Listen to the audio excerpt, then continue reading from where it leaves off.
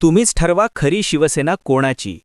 ठाकरेंच्या वाघाने कुठलंही पद नसताना संभाजीनगरात शिवसेनेचे सदस्य फोडायचा प्रयत्न करणाऱ्या भाजपा नेत्याचा कान फोडलं, तर दुसरीकडे मंत्रीपद असताना सुद्धा शंभूराज देसाईला कुत्र्यासारखं फरफटत नेऊन असा तुडवला की हात दुखायला लागले. झाला तरी एकनाथ शिंदे शांत बघत बसले. खरंच शंभूराज आज खऱ्या शिवसेनेत असते तर भाजपावाल्यांनी धक्काबुक्की करण्याची हिंमत दाखवली असती का शंभूराज देसाई यांना? कसे फटके पडले ते त्यांच्याच तोंडून नाही का? सभापती मला या दगडाला 4 पोलीस मागे घ्या, हे अजून दुखतंय. या दंडात 4 पोलीस, दोघांनी कंबर पकडले माझी. थोड्या दिवसांनी मी सुद्धा हात घालायला घालून फिरणार बघा. खरंच आज डोळ्याचे पारणे फिटली देसाईला तुडवताना बघून. समोरच्या भाजपने संभोग केला. हात मोडल्यावर शंभूराज देसाईला कळलं असेल उद्धव ठाकरेंनी भाजपाबरोबर युती तोडली होती ती. ही सगळी मंडळी उठा हिंदुत्वासाठी या होत्या, काय ती कारणं, आणि हीच माणसं आज मार खाताना दिसतायत. नवल वाटतं मला, एवढं सगळं मार खात असताना सुद्धा एकदाही त्या भारतीय जनता पक्षाचं तोंडातून नाव आलेलं नाही. विधानसभेच्या आतमध्ये ज्यावेळेस शंभूराज देसाई नावेचा आमदार आणि मंत्री ज्यावेळेस मला इथे पकडला, सभापती महोदय अजूनही माझा हात दुखतोय, सभापती महोदय मला इथे लागलं, सभापती महोदय रक्त आलं, सभापती महोदय 100 जणांनी मला उचलून नेलं. सरकारमधल्या मंत्र्याला, पालकमंत्री सुद्धा, बरं साताऱ्याचा पालकमंत्री सुद्धा, सरकारात मंत्री सुद्धा, विचार करा, एकेकाळी गृहराज्यमंत्री राहिलेला हा माणूस, याला उचलून नेलं जातं, धरून नेलं जातं, ती बोट कापून रक्त येतं. कालपर्यंत तर ती मोठी हाताला ते प्लास्टर घातलं होतं. आम्हाला जर मंत्र्यांना आम्हाला संरक्षण द्या, संरक्षण तुम्हाला मंत्रालयात नाही, मंत्र्यांना अगोदर संरक्षण असतं, त्यांनाच अशा प्रकारे जर संरक्षण द्यायची वेळ आली तर तुमचं आमचं काय विचार करा. आपले शिवसेनेचे 20 वाघ, मी वाघ हा उल्लेख करतो, 20 आमदार काय प्रकारचा तो संघर्ष ते आपल्या सभागृहामध्ये आणि बाहेर समाजामध्ये करत असतील ना. निधी मिळत नाही, आपल्या आमदारांना निधी मिळत नाही, आपल्या आमदारांना सरकारचे कुठलेही, आपल्या आमदारांना कुठलेही इतर फायदे काही मिळत नाही. विचार करा, तरी सुद्धा भेटतायत. तर हा व्हिडिओ पहा ना, किती ती केविलवाणी अवस्था म्हणेल. तर आणि म्हणे आम्ही हा अन्याय सहन करणार नाही. मी आत्ताच एबीपीचं वृत्त पाहिलं, म्हणे आम्ही राजीनामे देऊ. का बाबांनो, तुमच्या मुख्य नेत्याने सुद्धा असे राजीनामे खिशात ठेवले होते. जरा पहा ना, यांची काय केविलवाणी परिस्थिती यायला पाहिजे. सभापती महोदय माझे हात जोडून विनंती आहे, म्हणजे आता या सभागृहात सुद्धा आम्ही सुरक्षित आहोत का नाही असं वाटायची वेळ आली. सभापती महोदय आम्ही चाललो 4थ्या मजल्यावर.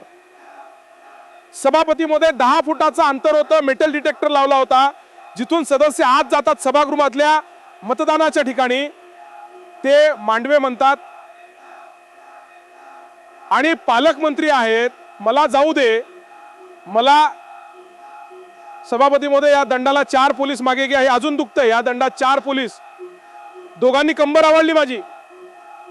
सभापती महोदय माझं अजून कार्यात आहे, 4 दिवस झालेत मी गोळ्या खातोय. मला ते सदस्य सकट फरफडत नेलं.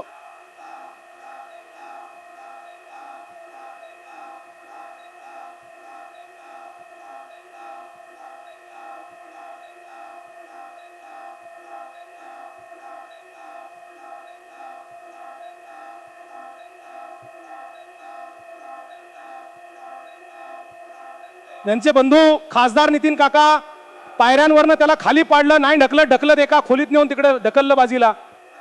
सभापती मध्ये काय आम्ही मंत्री आहोत?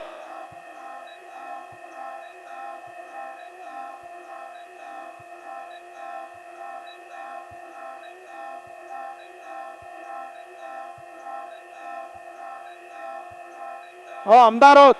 4 लाख लोकांच्या तुम्ही निवडून आलेले. त्या गोंधळात सभापती मध्ये काय लागलं मला माहित नाही. माझ्या शर्टावर रक्त, जे सदस्य माझ्या बरोबर ते संदीप मांडवे, त्यांच्या शर्टावर रक्त. माझ्या वडिलांच्या लक्षात आल्यावर त्यांनी रुमाल काढून मला दिला, मी दाबून धरलं थोडा वेळ, पण ते बरोबर नाही सभापती महोदय. आणि न्याय द्या आम्हाला. न्याय आम्ही कोणाकडे मागायचा? इथं आपल्याकडे मागणार आणि खाली माननीय अध्यक्षांकडे मागणार. त्यामुळे माझी हात जोडून आपल्याला विनंती आहे,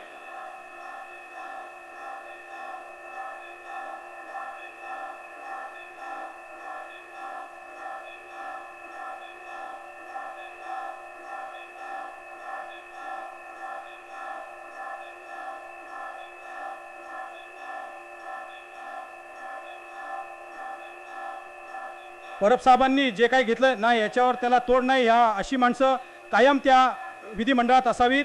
कोणाच्या बापाला घाबरत नाही ती माणसं.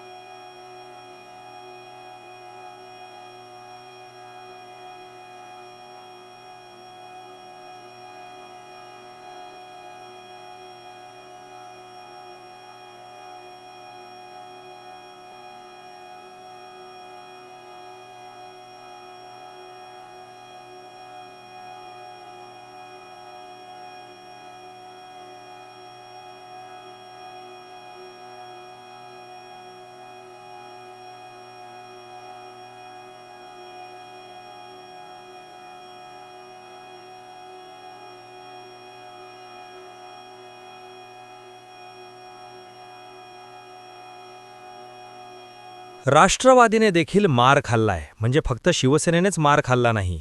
राष्ट्रवादीने मार खाल्ला आहे जो तुम्ही निर्णय त्यावेळेला घेतला. तुम्ही दोघे बाहेर पडा, सत्यता मग कळेल. पण आज भारतीय जनता पक्ष तुम्हाला चिरडून काढत आहे आणि तुम्ही भारतीय जनता पक्षाचं नाव घ्यायला देखील घाबरत आहे. मार खात आहे. मंत्र्यांचा मंत्री मार खातोय. आणि जर मंत्री मार खात असेल आणि या सभागृहामध्ये आपल्याकडे संरक्षण मागत असेल, हे सभागृह मंत्र्याने संरक्षण बघायचं का सर्वसाधारण आमदाराला बघायचं आहे? त्यावर बसता आमदार पायऱ्यांवर, ते सरकारच्या विरोधात, मुख्यमंत्र्यांच्या विरोधात. आणि शेवटी आपण काय बोलतो आहोत? अभूतपूर्व परिस्थिती महाराष्ट्रात निर्माण झाली आहे. आणि जेव्हा अभूतपूर्व परिस्थिती महाराष्ट्रात निर्माण होते त्यावेळेला हा विषय शेवटी नाहीसा होतो. भारतीय जनता पक्ष, त्यांना तुडवलं जात आहे, स्वतःला वाघ समजत आहेत. हे वाघ आता गेले कुठे? शेपटी घालून बसलेले आहेत. कोणाची हिंमत होत नाही. भारतीय जनता पक्ष कुठे गेला? ते शौर्य कुठे गेली? ती ताकद काय? फक्त शिवसेनेबरोबर दादागिरी करायची आणि भारतीय जनता पक्षासमोर शेपटी घालायची. हे या सभागृहात मी कधी बघितलं नव्हतं. आज शहीद दिन आहे म्हणून हा विषय मला सभागृहासमोर काढावासा वाटतो. आणि तो नाहीच, अरे शहीद व्हायचा दिवस आहे. आज जर तुम्ही राजीनामा दिला आणि सत्तेतून बाहेर पडलेत, तुमची सत्ता जर तुम्ही लात मारून जर बाहेर पडलेत, तर आम्ही तुम्हाला भगतसिंगांच्या जागी बघू की तुमची देखील ताकद आहे सत्ता सोडण्याची. अरे काय हिंमत आहे तुमची सत्ता सोडण्याची? आज दाखवू लागली ताकद. दोन्ही राष्ट्रवादी हे जागे करा. जागा. राज्य मार खातायत, राजकीय मार खातायत ही माणसं. म्हणजे तुम्ही फणा काढू शकत नाही, तुमच्याकडे फणा काढायची ताकदच नाही. ते दात काढल्यानंतर सापाची काय अवस्था असते ना, ती अवस्था आज तुम्हा सर्वांची झालेली आहे. तुम्हाला कोणी वाली उरलेला नाहीये.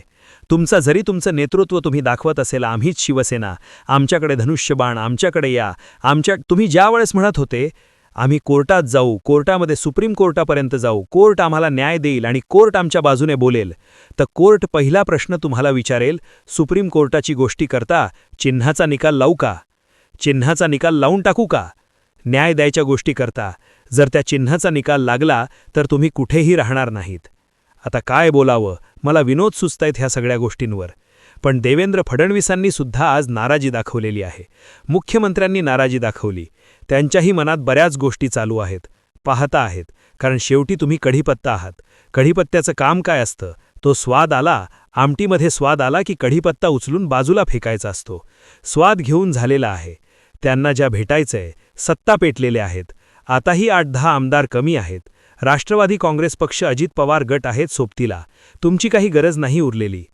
या सर्व गुंतागुंत झालेल्या राजकारणात मोठा हात आहे तो शिवसेना फोडणाऱ्या त्या सर्व व्यक्तींचाच. एकनाथ शिंदे यांनी साधारण 40 आमदारांसह सुरत आणि त्यानंतर गुवाहाटी गाठून उद्धव ठाकरेंच्या नेतृत्वाविरुद्ध बंड पुकारले. शिंदे यांचा मुख्य दावा असा होता की उद्धव ठाकरेंनी काँग्रेस राष्ट्रवादीशी हात मिळवणी करून बाळासाहेब ठाकरेंच्या हिंदुत्वाच्या मूळ विचारधारेला तिलांजली दिली आहे. या बंडामुळे विधानसभेत उद्धव ठाकरेंचे संख्याबळ कमी झाले आणि राज्यपालांनी त्यांना बहुमत चाचणी सिद्ध करण्याचे आदेश दिले. मात्र 29 जून 2022 रोजी सर्वोच्च न्यायालयाने बहुमत चाचणीला स्थगिती देण्यास नकार दिल्यानंतर उद्धव ठाकरेंनी मुख्यमंत्रीपदाचा राजीनामा दिला. त्यानंतर दुसऱ्याच दिवशी 30 जून 2022 रोजी एकनाथ शिंदे यांनी भाजपच्या पाठिंब्याने महाराष्ट्राचे मुख्यमंत्री म्हणून शपथ घेतली. या सत्तापालटानंतर खऱ्या शिवसेनेचा ताबा मिळवण्यासाठी कायदेशीर लढाई सुरू झाली. निवडणूक आयोगाने म्हणजेच ECIने दोन्ही बाजूंच्या आमदारांच्या संख्याबळाचा आधार घेत 17 फेब्रुवारी 2023 रोजी धनुष्यबाण हे चिन्ह आणि शिवसेना हे नाव एकनाथ शिंदे यांच्या गटाला बहाल केले.